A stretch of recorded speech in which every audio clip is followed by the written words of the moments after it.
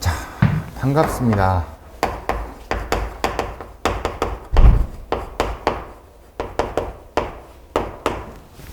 자, 오늘 이제 실강 기준으로 4회 동안에 우리 시험에 출제 확률이 좀 많이 높은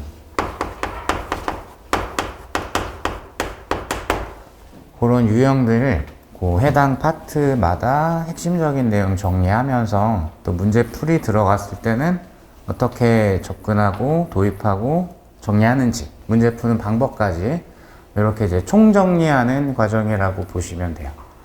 그리고 이제 순서는 떠 있는 거 보시면 알겠지만 파동 진행하고 현대물리 진행하고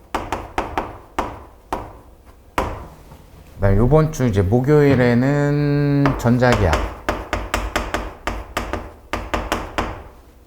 그 다음 주 화요일 같은 경우에는 연력학 그리고 역학 아마 일부 조금 들어갈 수 있을 것 같고, 마지막에는 역학 남은 부분. 그래서 강의 순서는 이렇게 진행을 할 거예요. 뒤에서부터 앞으로 진행을 할 거고, 뭐 몇 가지 이유가 있는데, 그러니까 총정리에 해당하는 강의이기 때문에 순서대로 나가는 것보다는 그래도 일단 좀 얕게 투자를 했을 때 내가 이렇게 맞출 수 있는 확률이 높다라고 생각되는 게 다 똑같진 않겠지만, 사실은 이쪽이 가장 이제 가능성이 높고 동의는 많이 안 될 수 있는데, 전자계약은 진입장벽이 약간 있어서 그렇지 생각보다 이게 뭐지 하면서 시험장에 들어가도 내가 잘 모르는 것 같은데 맞추게 되는 경우가 훨씬 많아요. 그리고 이제 물리를 오래 막 공부를 했으면 역학이 제일 재밌을 수는 있는데, 얘가 이제 사실상 조금 어렵게 나오면은 건드리기 어려울 가능성이 조금 높죠. 그래서 이제 마지막에 좀 시간 안배를 하기 위해 가지고 요거를 좀 마지막 파트로 뺐습니다. 그래서 다른 단원들은, 다른 파트들은 굳이 막 열심히 풀어야지 이러실 필요는 없는데, 요거 이제 마지막 강의로 내가 밀어놨으니까, 역학 같은 경우에는 마지막 강의를 해봤자 뭐 한 일주일 정도밖에 시간이 없긴 한데, 그 사이에 좀 고민을 해온 다음에 마지막에 역학을 같이 이렇게 좀 차분히 정리를 하셨으면 좋겠어요. 자, 이런 식으로 할 거고, 그냥 참고로 저 같은 경우에는 최종 정리에 해당하는 강의가 요번에 하는 이제 빈출 유형하고, 말 그대로 최종 정리라고 해가지고 이제 두 가지가 있을 겁니다. 이때는 이제 약간 실전 스타일로 해가지고 그때 이제 다시 한번 설명을 드리는 걸로 할게요. 자, 그러면 일단 파동. 그래서 그 유인물에서 27페이지를 보시면은 되겠고요. 파동 같은 경우에는 우리 시험에는 한 문제가 출제가 되죠. 그리고 이제 조금 곤란한 부분, 파동 같은 경우가 이제 내가 체크해야 될 개념들이 조금 많은데, 대신에 깊이 있게 체크해야 될 개념은 거의 없어요. 그래서 좀 얕게 양은 조금 많은 듯 보이지만 얕게 정리해서 충분히 시험에 또 쉽게 나올 가능성이 높기 때문에 대비만 잘 해주시면 맞출 수 있다. 그래서 이제 파동 같은 경우에 파동 이제 진행하는 거, 진행하다가 겪게 되는 갖가지 우여곡절, 현상들. 그리고 이제 좀 지엽적으로, 그러니까 화동의 현상에 해당이 되는 건데, 광학 파트만 살짝 빼가지고, 이렇게 이제 크게는 영역적으로는 3개 내지는 2가지 정도라고 이제 보시면 될 것 같아요. 자, 그럼 이제 하나하나 주제에 따라가지고 어떤 것들을 정리를 해야 되는지 같이 한번 볼게요. 첫 번째 유형 1번이라고 되어 있는 거. 일단 파동 방정식이라고 이름은 달아드렸는데, 파동 방정식 자체로 나오기도 하고, 또는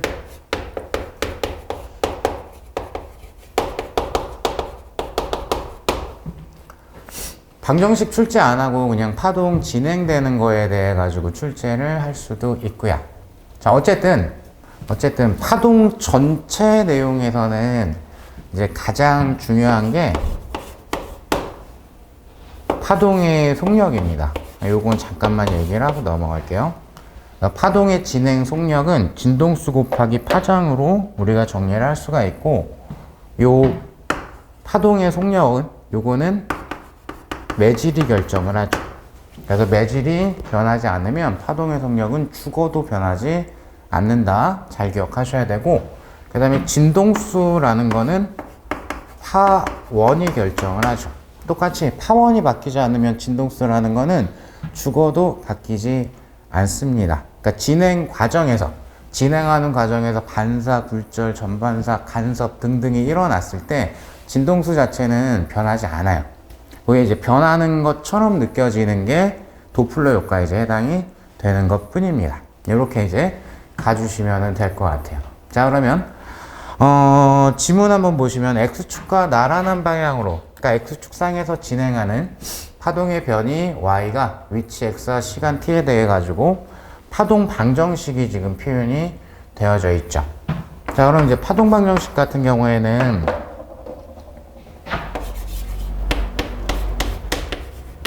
여기 사실 거의 이제 일반식이라고 보셔도 되는데, 뭐 요거 이제 위에는 요런 느낌으로 쓰여져 있으니까,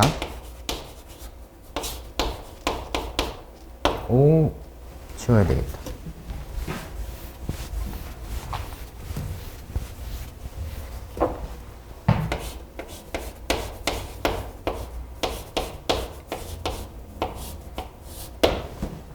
자, 이렇게 제 교재에도 있고 대부분의 교재에 이런 형태는 등장이 되어져 있을 거예요. 근데 이제 파동 방정식에만 국한되는 건 아니고, 이런 사인 형태의 방정식을 이제 취하는 게 주기적 특성이 있는 거, 그러니까 주기성이 있는 모든 대상에 대해 가지고는 요런 형태, 사인 형태로 우리가 물리에선 표현을 많이 합니다. 그러니까 우리 시험 범위 국한으로 하자면은 역학에서의 단진동, 그 다음에 교류도 이제 주기적으로 뭔가가 계속해서 변하죠. 그리고 파동 자체. 크게 이 세 가지가 진동 방정식으로 표현을 할 수가 있는 거죠. 그래서 이 단어 정도는 체크하고 계셔야 돼요. 이 I라고 표현되어 있는 게 이제 변이. 그러니까 진동이 대상인 I에서 변이라는 I의 뜻은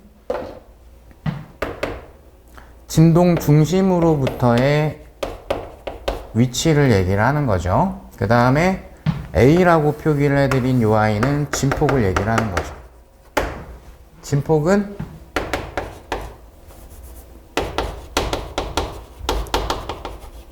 변이의 최대값이라고 이제 말씀을 드렸고, 교류 같은 경우에는 전압 최대값이라고 표현하기도 하고 진폭이라고 표현하기도 하고 그런 식으로 표현이 종종 등장을 하죠.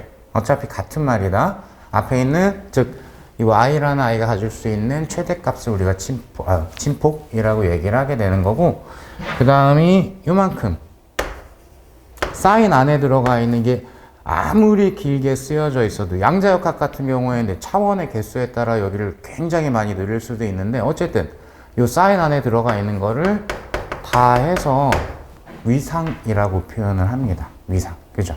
그래서 파동이나 진동 같은 경우에는 위상 차이가 어떻다, 위상 차이가 있다, 없다, 뭐 얼만큼 차이 난다 이런 표현이 종종 나오는데, 그 모든 표현이 요 사인 안에 들어가 있는 게 얼만큼 차이가 나는 거야, 이런 의미를 담고 있는 거다. 이렇게 봐주시면 되겠죠. 자, 그래서 어쨌든 문제에서는 이렇게 드렸었고요. 그러면은 1번을 보시면, 자, 파동의 속력은 하고 물어봤습니다. 그래서 1번 지문을 해결하기 위해서는 파동의 속력을 물어봤으니까 당연히 파동의 속력은 진동수 곱하기 파장, 또는 진동수가 주기의 역수니까 주기분의 파장. 그래서 이 파동 방정식에서 아주 일반화된 유형이죠. 많이 봤을 만한 문제에 해당이 될 겁니다. 그래서 이 진동수나 주기 그리고 파장을 좀 찾아라 라는 내용이 되겠죠. 그럼 이제 지금 뭐 파이 뭐 이런 꼴도 있고 t, x 이런 식으로 지금 표현이 되어져 있으니까 물론 이쪽으로 그냥 가시는 분들도 있는데 상관없고요. 근데 나는 뭐 굳이 이렇게 두 가지 중에 하나 이쪽이 조금 편하다 싶으면은 이쪽을 보통은 많이 선택을 하시겠죠. 그러면 10 사인이라고 했고 2파이만 앞으로 두고 안으로 넣어버리면 될 거기 때문에 2파이 남기면 안으로 4가 들어가야 되겠죠. 4. 그죠? 그러면 여기가 4t인데 주기분의 t 이런 식으로 표현을 해야 되니까 4분의 1분의 t 이런 식으로 표현할 수가 있겠죠. 그 다음에 얘 같은 경우에는 4가 안으로 들어가는 거기 때문에 따라서 2가 되겠네요. 그죠? 그래서 2분의 x 이렇게 될 겁니다. 그러면 4분의 1이라는 게 주기가 될 거고 4분의 1초 그 다음에 2m라는 게 파장에 해당이 되겠다. 그래서 뭐 4 곱하기 2가 될 거기 때문에 8m/s입니다. 이렇게 볼 수 있는 거. 자, 기출문제에도 있고 하기 때문에 이런 거는 조금 대비가 되어 있을 거라고 생각을 합니다. 자, 그 다음에 2번. 지문 보시면 파장과 진폭, 진동수가 동일한 파동의 위상차가 2분의 파이인 지점에서 간섭을 일으켰다. 그래서 위상차가 2분의 파이가 나는 어떤 지점에서 간섭이 되었어 라고 표현이 되어 있어요.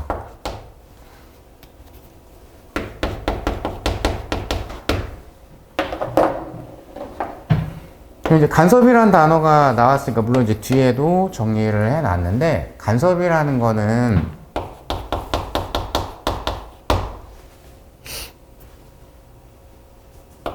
제일 중요한 게 간단하게 기억하는 내용. 간섭의 거의 동의어는 중첩이에요. 그래서 긴 정의가 파동이 서로 진행을 하다가 어느 한 지점에서 만나서 중첩을 일으키는 현상. 어쨌든 중첩됐다가 간섭되었다라는 뜻이 되는 거예요. 그래서 이때 가장 중요한 키워드는 위상차죠. 위상차. 간섭이 일어날 때 위상차가 어떻게 될까? 위상 차이가 없으면 그게 똑같은 진동으로 만났다라는 뜻이죠. 아니면 위상 차이가 2파이, 4파이, 6파이. 즉, 한 놈이 한 번, 두 번, 세 번 등을 더 반복하고 같은 위상으로 만났다. 이런 꼴. 아니면 위상 차이가 파이, 3파이, 5파이 등으로. 그럼 이게 반대 위상으로 만났다는 뜻이죠.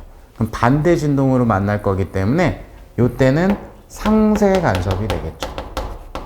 이때는 고강 간섭이 될 거고. 근데 지금은 교재에도 있지만 위상 차이가 여기에 속해 있지가 않아요. 그러니까 만나서 중첩되면 그냥 간섭이기 때문에 보강 간섭과 상세 간섭만 존재하는 게 아니에요. 애매한 간섭도 있는 거죠. 그럼 얘가 애매한 간섭에 해당이 될 거다. 그러면 어떻게 해야 되지? 중첩의 원리 내지는 간섭의 원리, 그게 뭔데? 중첩됐다의 가장 쉬운 말은 더하기 됐다라는 뜻이겠죠. 더하시면 됩니다. 파동 방정식에 해당하는 y 변이를 만난 지점 값을 더해버리면 되는 거죠. 지금 딱 두 개밖에 없기 때문에 그러면 한 놈을 뭐 저기는 좀 길게 써 있으니까 좀 줄여서 쓸게요. 이렇게 표현을 하게 되면 만난 지점에서 다른 한 아이가 2분의 파이 위상 차이가 되게 만났어 라는 뜻이에요. 그래서 얘를 더해라 라는 의미가 중첩되었다는 뜻이 되겠죠.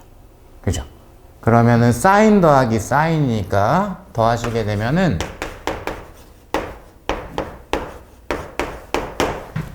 이렇게 원래 이제 사인 2분의 알파 플러스 베타, 코사인 2분의 알파 마이너스 베타인데 코사인을 조금 앞으로 뺄게요. 코사인, 자 그러면 2분의 알파에 해당하는 게 얘, 베타에 해당하는 게 얘. 그럼 x는 지워질 거고 마이너스 2분의 파이니까 4분의 파이. 여기가 4분의 파이가 되겠죠. 코사인 마이너스하고 플러스는 똑같은 값입니다. 이렇게 표현할 수가 있겠고, 그 다음에 사인, 여기는 뭐 길게 어쩌고 이렇게 될 거다. 그러면 여기에서 만약에 기본 강의 수강을 하셨으면은 어느 걸로 할까? 그냥 한 줄 더 써야 되겠다. 자, 파동 방정식을 이런 식으로 표현할 건데, 이만큼을 진동에 대한 항이라고 말씀을 드렸고, 얘를 진폭에 해당하는 항이라고 말씀을 드렸죠. 그럼 사인 빼고는 다 진폭인 거예요. 그래서 사인을 빼고 이만큼이 진폭에 해당이 되는 거죠. 그리고 요거 45도니까 2분의 루트 2가 될 거고, 따라서 이 진폭에 해당하는 값이 2분의 루트 2랑 2a랑 곱할 거니까 루트 2a가 될 겁니다. 그러면 현재는 진폭이 10이라고 나와 있기 때문에, 그죠? 그럼 루트 2a니까 10 루트 2가 진폭에 해당하는 값. 이렇게 될 겁니다. 별리사 기출에서는 많이 보시진 못했겠지만, 제가 알기로는 없는 걸로 알고 있는데, 이렇게 아예 간섭 진폭을 구하는 것도 우리랑 동일한 범위를 갖고 있는 다른 시험들에서는 꽤 나왔던 출제 형태입니다. 당연히 대비하고 계셔야 되고, 이거 뭐 짧게만 연습해 놓으면은 충분히 할 수 있는 거기 때문에 이거 버리시면 안 돼요. 자, 요 정도 봐주시면은 될 것 같습니다. 자, 그래서 요 첫 번째 유형 파동 방정식이 등장했을 때 요거 찾는 거, 요런 내용들을 잠깐 한번 같이 봤고요. 그 다음 이제 두 번째 내용, 변리사 시험에는 좋아하지 않는데, 좋아하지 않는다는 건 출제가 안 된다라는 뜻인데, 파동 그러면은 1순위로 뽑아야 되는, 아이고, 이렇게 지저분하냐? 1순위로 뽑아야 되는 건 파동의 가장 기본에 해당이 되는 반사와 굴절입니다. 그래서 언제든 출제가 돼도 이상하지 않은 파트고, 그리고 내용도 굉장히 생각보다 짧다. 자, 그럼 이제 반사하고 굴절이죠.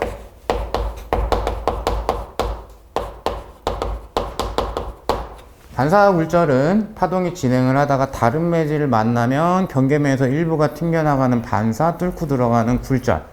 반사와 굴절은 동시에 일어나는 거고요. 반사만 일어나는 것도 있긴 하죠. 그걸 이제 전반사라고 할 거고.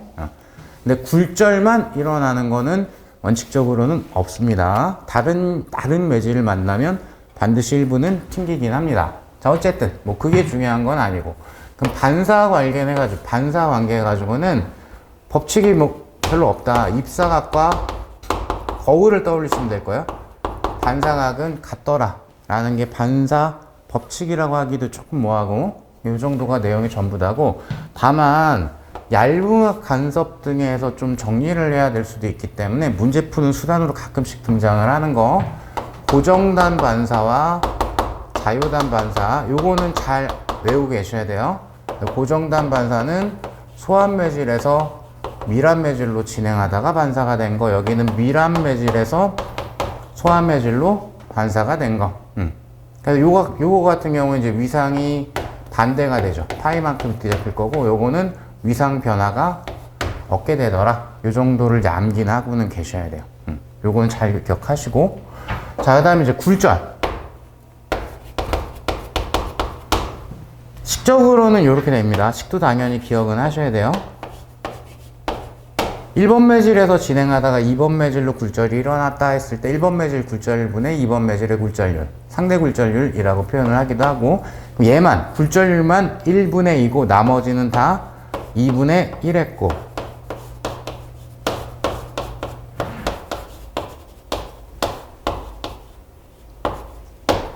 이렇게 요게 이제 굴절 법칙에 해당이 되고, 시험에 출제가 됐을 때, 굴절이 출제가 됐을 때는 요 안에서 대부분을 출제를 할 겁니다.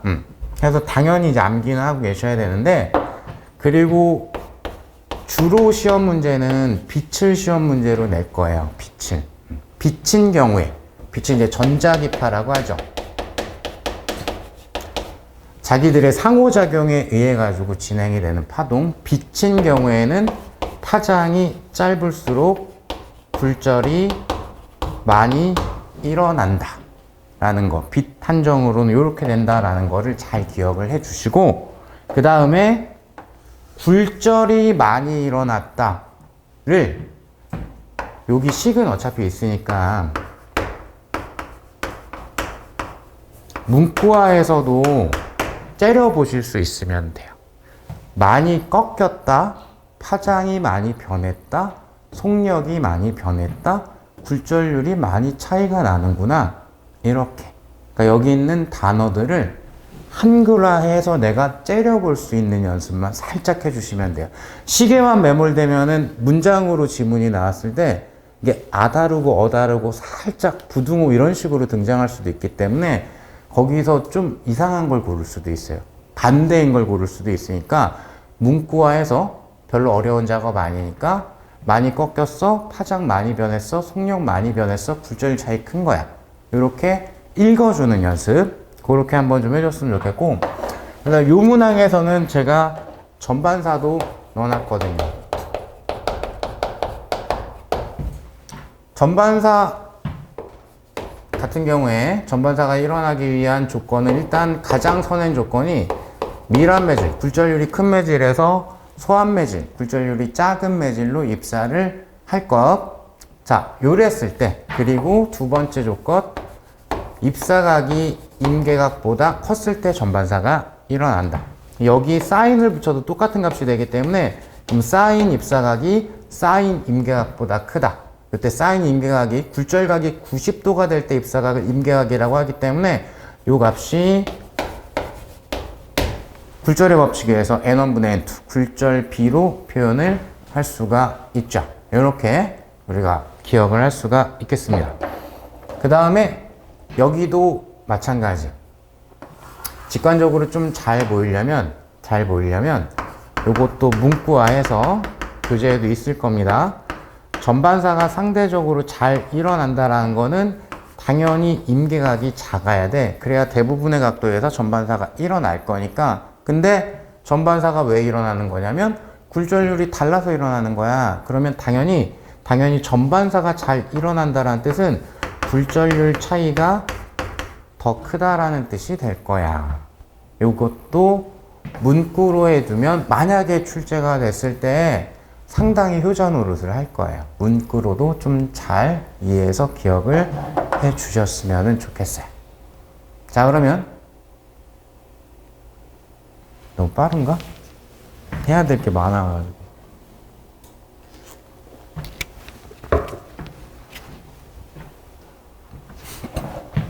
작년에는 빈출 유형 강의를 3번 했거든요. 마지막 타임에 끝에 남아 계셨던 분이 거의 울먹거리다가 가셔가지고 올해는 그래서 일부러 회차를 한번 늘렸습니다. 울리면 안 되니까. 한꺼번에 너무 많이 이렇게 집어넣으니까 너무 힘들어 하시더라고요. 자, 어떻게 될지 모르겠습니다. 자, 그러면 문제로 돌아와가지고 단색강이 굴절률 N1인 매질에서 세타로 입사한 후에 굴절률 N2인 매질의 경계면에서 굴절과 반사를 각각 했어요 라는 게 나와 있고요. 자, 그 다음에 쭉 진행하다가 N3인 굴절을 갖는 매질에서 반사가 일어났는데 여기서 전반사가 일어났습니다 라고 되어 있죠. 여기 요 경계면에서는 전반사가 일어났어요. 그러니까 입사한 각도가 임계각보다는 컸겠죠.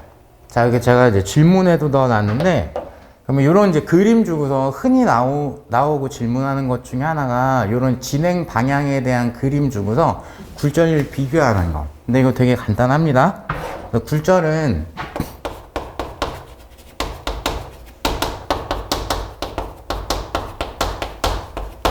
밀환 매질 쪽으로 꺾여요. 밀환 매질 쪽으로. 그러면 요거 어떻게 따지는 거냐면 진행 방향 대비 분명히 상대적으로 N1보다 N2 쪽으로 꺾였거든요. 그래서 여기가 밀환 매질이고 여기가 소환 매질. 즉 N2가 굴절률이 큰 매질이 될 겁니다. 그 다음 여기서는 전반사가 일어났기 때문에 당연히 밀합 매질에서 소합 매질로 입사했을 때 전반사가 일어나거든요. 그러니까 N2는 N3보다는 굴절률이 큰 매질이 돼야 될 거예요. 그래서 그림 보면서 일단 요 정도까지 찾아드렸고, 그래서 1번에서 굴절률의 크기를 비교하십시오. 이렇게 해놨거든요.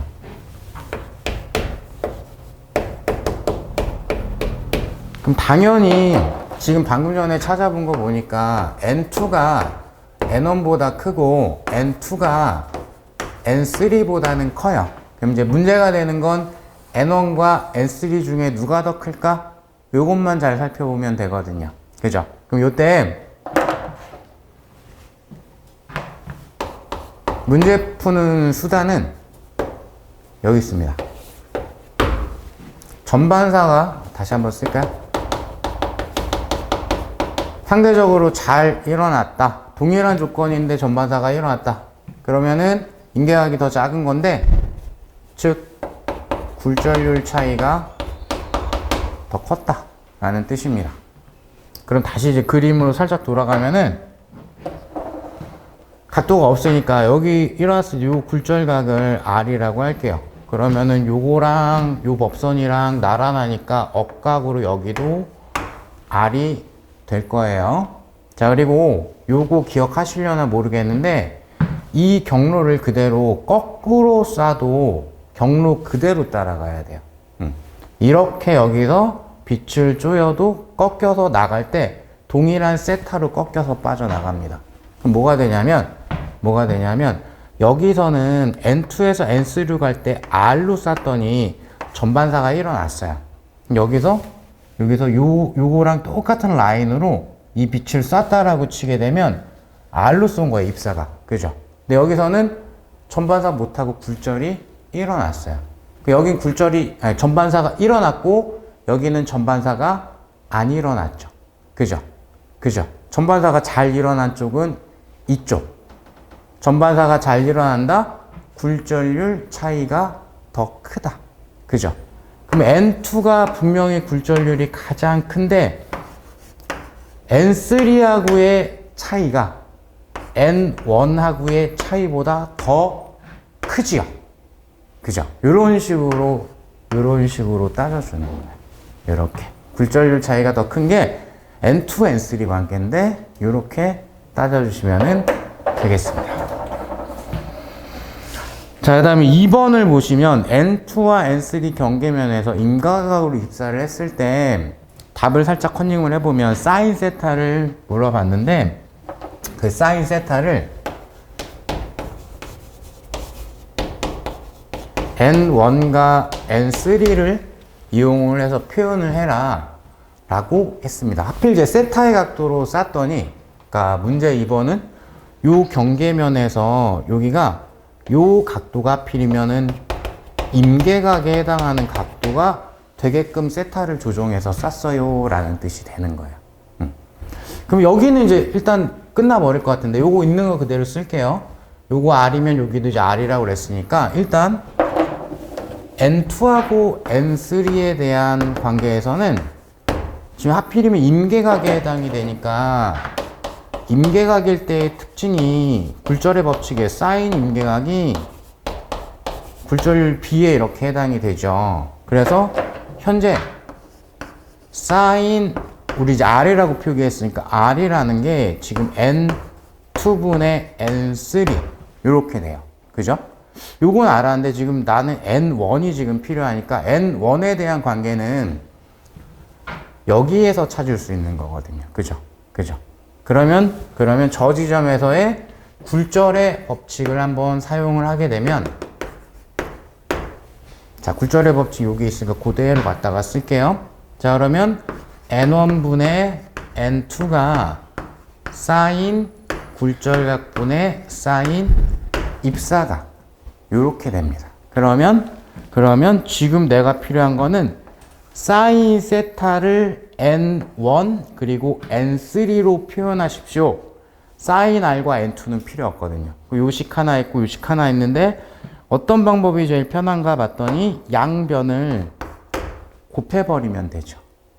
요 변은 요 변하고 요 변은 요 변하고 그러면 sin r 지워지고 n2 지워지니까 sin 세타가 n1분의 n3다 라는 거를 찾으실 수가 있을 거예요. 그럼 이제 실수는 조금 어디에서 많이 나오냐면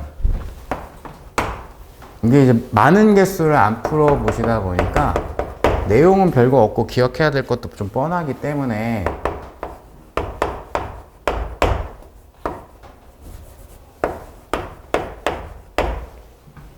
여기서 많이 나요. 여기서 n1분의 n2라고 표현해야 되는데 n2분의 n1이라고 표현을 한다든가 항상 뭐 이쁘게 이렇게 진행 방향이 나오는 건 아닐 거니까 이렇게 되기도 하고 다른 게 겹쳐 있을 수도 있고 뭐 그럴 수 있잖아요. 그래서 분수 표현할 때 여기에서 실수가 많이 나오는데 저는 그러니까 고3 수능 준비하는 친구들 같은 경우에는 그냥 그림 딱 보면 이거 절대로 안 헷갈려요. 웬만큼 준비가 되어 있으면 많이 풀어봤기 때문에. 근데 우리는 다양하게 문제 개수를 많이 풀어본 건 아니기 때문에 실수가 나올 수 있기 때문에 제가 추천을 하는 거는 이거를 그림으로 좀 생각을 했으면 좋겠어요.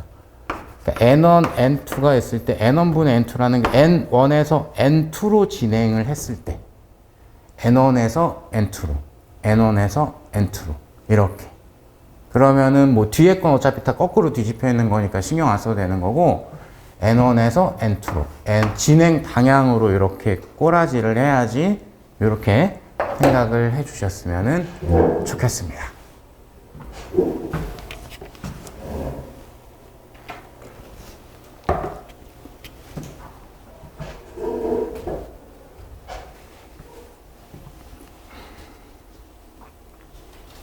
자, 되셨으면은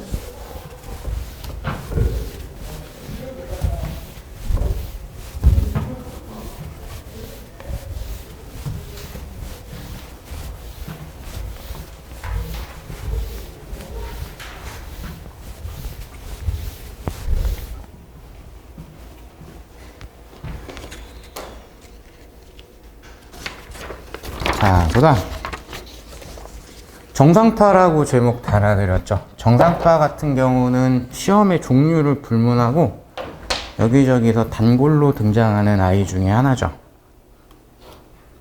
자, 최종에 해당하는 강의이기 때문에 짧게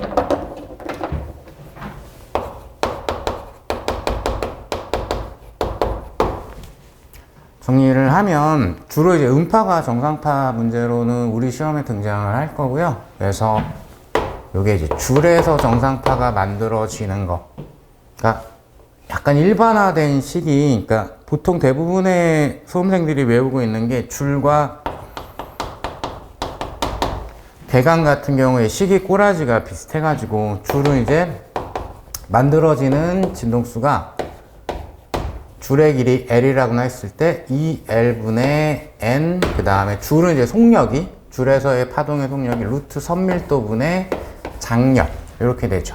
기호는 이제 자기들 외운 걸로 그냥 기억하시면 되고 개간도 식이 거의 똑같죠. 2L분의 N 그 다음에 여기 속력 여기서 얘기하는 속력이 이제 관 안에서 공기가 진동을 하는 거니까 당연히 소리 요거 이제 음파의 속력이고 얘는 줄에서 진동이 생기니까 줄 진동의 속력 이렇게 조금 다르죠. 그 다음 폐관 같은 경우가 만들어질 수 있는 진동수가 4L분의 N 음파의 속력 한쪽이 막혀있는 케이스에 해당이 되는 거.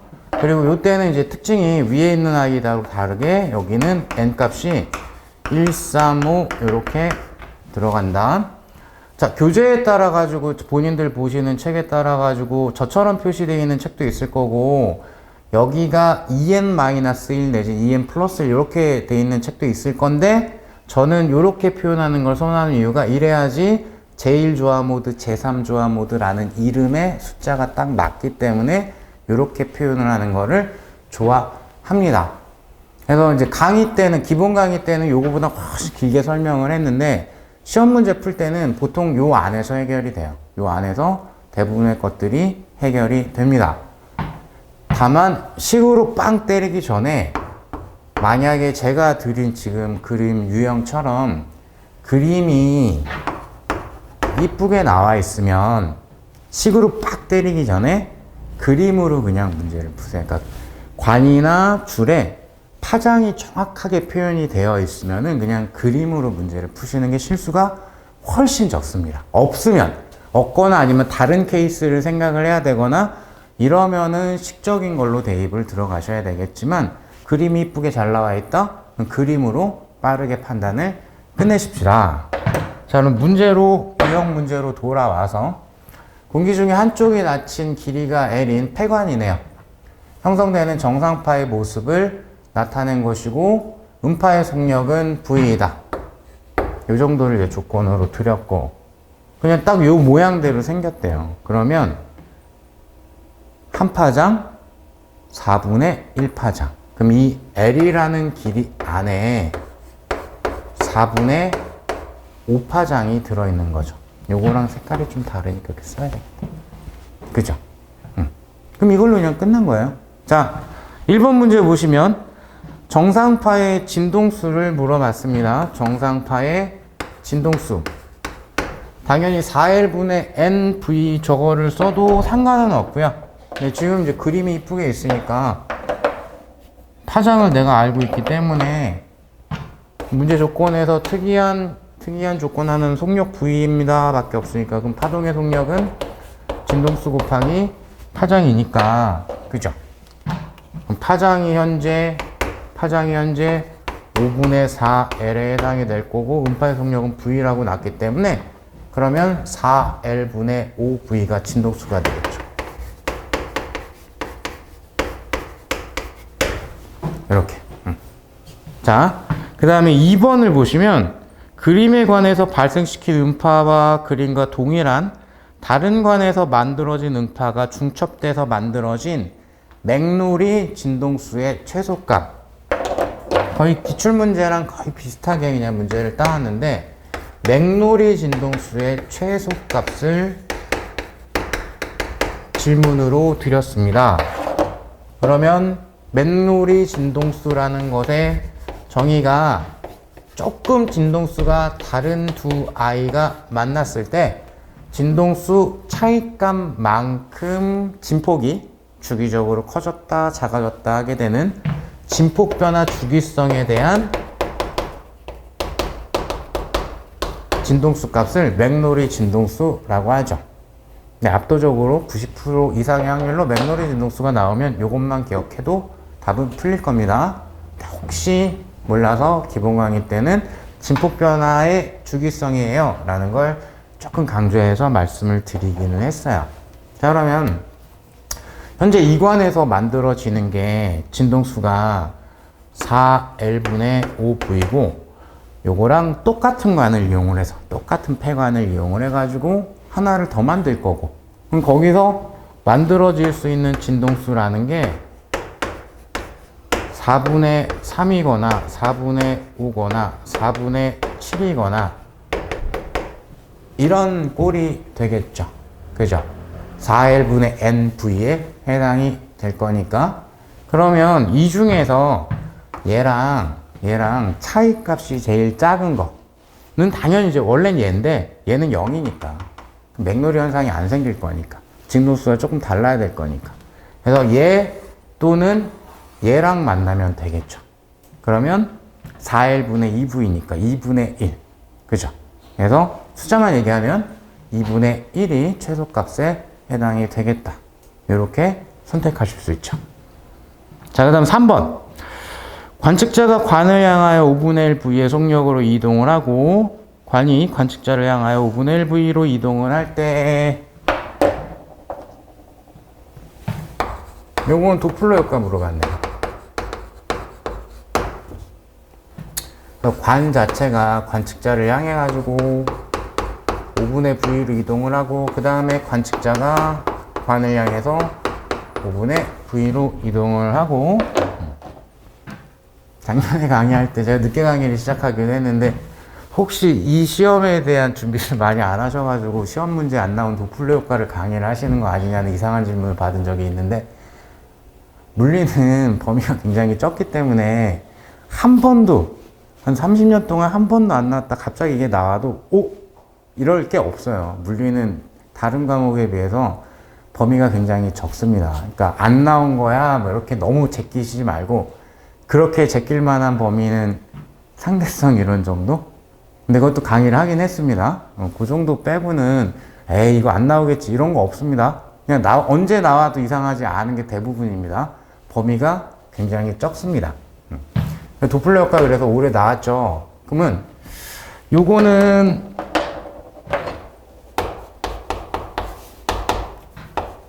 관측되는 진동수가 살짝 원래 진동수랑 다르게 측정이 되는 건데, 원래 진동수에다 보정, 음파의 속력분의 음파의 속력, 여기는 플러스일 수도 있고 마이너스일 수도 있고, 관측자 속력, 여긴 플러스일 수도 있고 마이너스일 수도 있고, 원의 속력. 자, 이렇게 이제 기억을 해주면 되죠. 요거는 플러스일지 마이너스일지는 별도로 따로따로 외운다 이런 느낌이 아니고, 약간 상식적으로 상대적으로 가까워지는 운동을 해. 그러면 진동수가 커질 거야. 상대적으로 멀어지는 운동을 해. 그러면 진동수가 원래 값보다 작은 걸로 측정돼야 될 거야. 이렇게 상식적 판단으로 가시면 돼요. 그러면 당연히 원래 진동수는 지금 4L분의 5V고요. 음파의 속력은 V라고 놨으니까 V분의 V. 관측자는 원을 향해서 가까워지는 운동을 하니까 따라서 관측자 것만 커지는 효과 플러스 5분의 1V. 그 다음 원도 관측자 쪽으로 이동을 하니까 가까워지는 효과. 그러면 전체 값이 커져야 되니까 마이너스 5분의 1V. 이렇게 들어가 주면 되겠죠. 그죠? 그러면 여기는 5분의 6일 거고 여기는 5분의 4일 거니까 4분의 6이 남을 거고요. 4분의 6, 2분의 3이니까 8분의 15가 남겠죠. 그죠? 아마 이따가 아니면 뭐 강의 중에 어느 날 또 얘기할 것 같은데, 우리 객관식 문제고 기호 객관식 문제인데 1번부터 5번까지의 선지 중에 기호가 있고 숫자만 다르면 이 기호가 나오는 거 확인했으면 숫자만 계산하시는 습관이 필요하겠죠. 그래야 좀 빠를 거예요. 이거 생각보다 빠릅니다. 고집 피우지 마시고 이 기호가 1번부터 5번까지 다 똑같아. 내가 중간에 여기까지 딱 써봤더니 그 기호가 나오는 거 확인을 했어. 이제 변에 대한 거는 헷갈리지 마시고 정확하게 숫자만 이렇게 넘겨가지고 숫자만 싹싹싹 계산하시면 좀 시간을 조금이라도 단축하실 수가 있을 거예요. 자, 그래서 도플러 효과 올해 나오긴 했지만 혹시 모르니까 다시 한번 정리를 해드렸고요. 그리고 요거까지는 정리하세요. 막 식으로 길게 표현을 안 하더라도 관측자가 운동을 하게 됐을 때는, 그때는 나한테 관측자한테 다가오는 음파의 속력이 원래 속력과 다른 걸로 측정이 돼서 진동수가 바뀌는 거예요. 그 다음 음원이 운동을 할 때는 관측자 쪽에 다가오는 파장이 원래 파장과 달라지기 때문에, 그러니까 V는 F 람다니까 F가 변할 수 있는 거는 V가 변하거나 람다가 변하면 되는 거거든요. 이게 원리가 좀 다릅니다.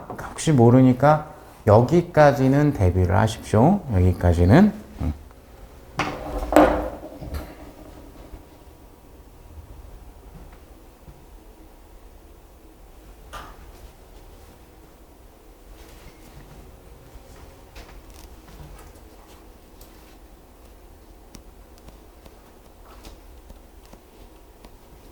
자, 되셨으면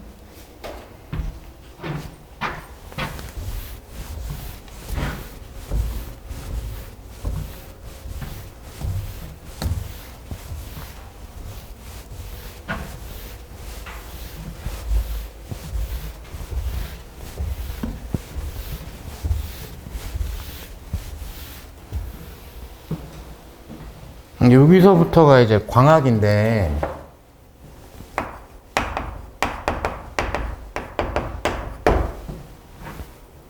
그러니까 빛이 좀 중요하다 보니까 따로 빼놨나 봐요, 여기저기 책에서. 광학에서는 이중슬릿을 이용한 간섭 무늬만 체크하는 어떤 실험, 그 다음에 단일 슬릿을 이용을 해서 회절 무늬를 체크하는 실험, 그 다음에 여기에 있는 이중 슬릿을 이용을 할 건데, 여기에 간섭 무늬랑 회절 무늬랑 둘 다 뚜렷하게 잘 생기는 유형. 그래서 슬릿에 대한 유형은 이렇게 3개. 그리고 어느 게 더 출제 확률이 높다 그런 거는 없습니다. 어느 게 나와도 이상하지 않고요. 그 다음 약간 사이드로 얇은 막을 이용한 간섭 실험도 있지요. 이 정도가 이제 사실 메인이고, 그 다음에 이제 장치.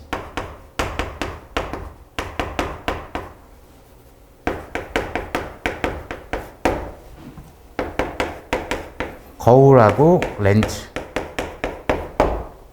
여기 있는데, 여기 시험에 나올 확률도 좀 많이 낮고 하다 보니까 아예 그냥 통으로 제끼시는 분도 있긴 한데, 물론 이제 저는 빈출 파트를 정리하는 거라 오늘은 이제 하지는 않을 건데, 여기는 뭐 한 5분? 5분 정도만 그냥 쭉 시계라도 쭉 잘 정리하고, 그 다음에 혹시 모를 뭐 조합 렌즈?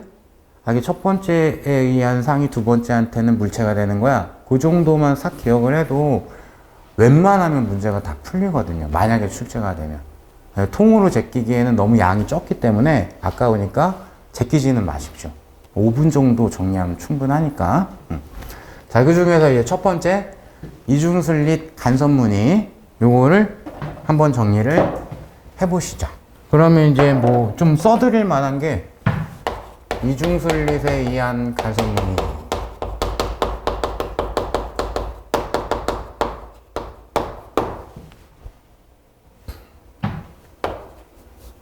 뭐 경로차라고 등장하는 게 있죠. 경로차. 경로의 차이란 뜻입니다. 자꾸 뜻이 뭐냐고 종종 질문들을 하시는데, 이동 경로의 차이의 줄임말이겠죠. 그래서 어딘가에서 출발한 두 빛의 이동 거리의 차이값. 근데 여기는 구체적으로는 지금 이제 그림이 하나 있으니까, A하고 B를 통과한 어딘가에서, 스크린에서 어딘가에서 만날 건데, 이 두 빛의 이동 거리의 차이값, 이런 걸 경로차라고 하는 거예요. 말 그대로 이게 그냥 뜻이에요. 경로의 차이값. 근데 이게 좀 억지를 부려가지고 이런 식으로 정리가 되죠. D 사인 세타에 수렴할 거야. 기본 강의 때 그 떠올려보시면 막 해가지고 막 이렇게 억지 부리는 거, 날아날 거야. 막 이런 거 했던 거. 뭐 요거보다 사실 좀 더 많이 쓰는 게 L분의 dx. 스크린까지의 거리를 L 중앙에서 요 무늬까지의 위치를 x라고 했을 때 L분의 dx. 이렇게 좀 억지 부리죠.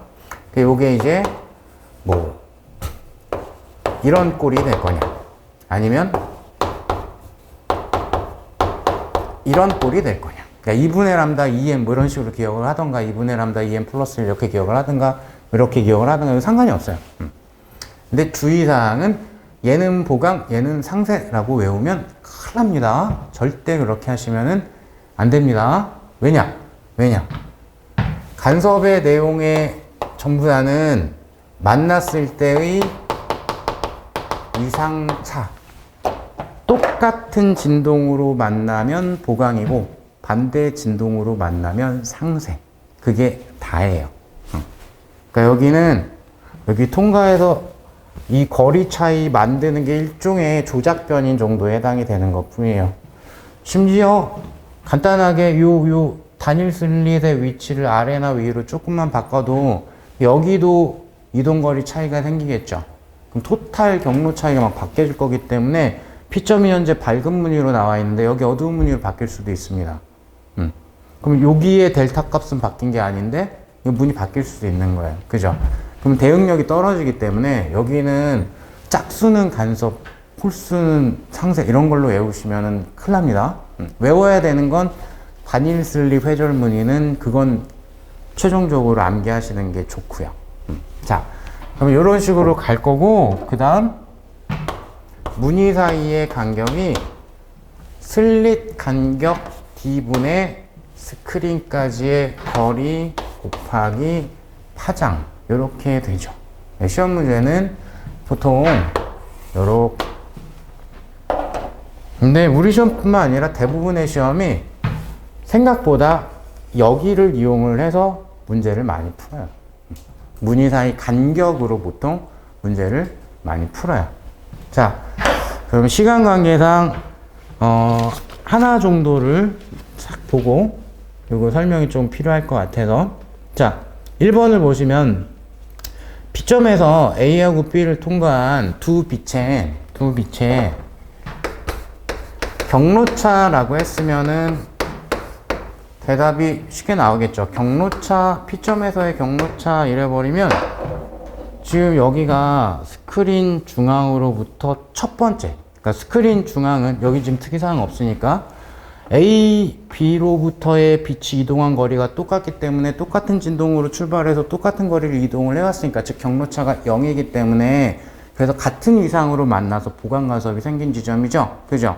근데 여기서 조금씩 거리를 멀리 하다 보면은 두 개의 길이 차이가 생기다 보니까, 근데 다시 보강간섭이 생겼어 라는 거는 P점은 경로차가 한 파장이 되었다라는 뜻이니까, 하나의 빛이 한 번 더 반복하고 같은 위상으로 만났어 라는 뜻이기 때문에 경로차가 한 파장이 되겠죠. 그죠? 근데 이 경로차 대신에 위상차는 하고 이렇게 바꿔서 물어본 것 뿐이에요. 아까 위상이라는 거는 사인 요 자리에 들어가는 거, 사인 주기성이 있는 거니까. 그죠? 한 주기에 해당하는 게, 한 주기에 해당하는 각도가 360도, 2파이잖아, 2파이. 그죠? 그러면 람다라는 건 한 파장, 한 번 더 반복했다라는 뜻이니까 가볍게 2파이인 거예요, 그냥. 만약에 여기가 2람다, 경로차가 2람다였어. 그러면 4파이가 됐겠죠. 그죠? 이런 식으로 그냥 빗대서 보시기만 되는 거예요. 뭐 수학이 중요한 것도 아니고, 한 주기에 대한 그 기초적인 것만 조금만 정리해 놓으시면은 그냥 가볍게 건드릴 수 있는 정도가 되겠다라고 봐주시면은 될 것 같습니다. 자, 그럼 2번까지는 볼까요? 스크린 중앙으로부터 P점까지의 거리는, 그거는 여기 물어봤죠.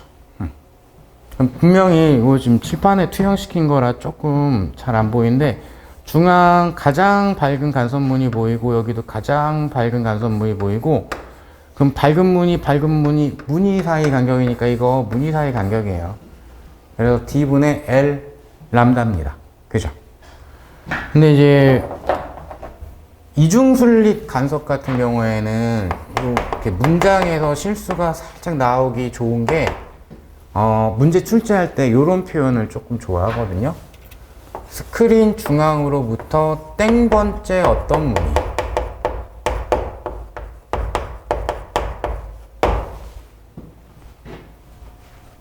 그림이 있으면 절대 틀리시면 안 되는 거고, 그림이 없어도 조금 신중하시면 되고. 그러면 중앙으로부터 첫 번째 밝은 무늬, 두 번째 밝은 무늬, 세 번째 밝은 무늬. 중앙으로부터 첫 번째 어두운 무늬, 두 번째 어두운 무늬, 세 번째 어두운 무늬. 이렇게 될 거거든요. 그럼 요거를 왜 실수를 하냐?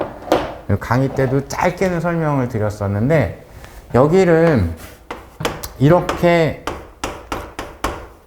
외운 것까지를 내가 뭐라고 나무라진 않는데,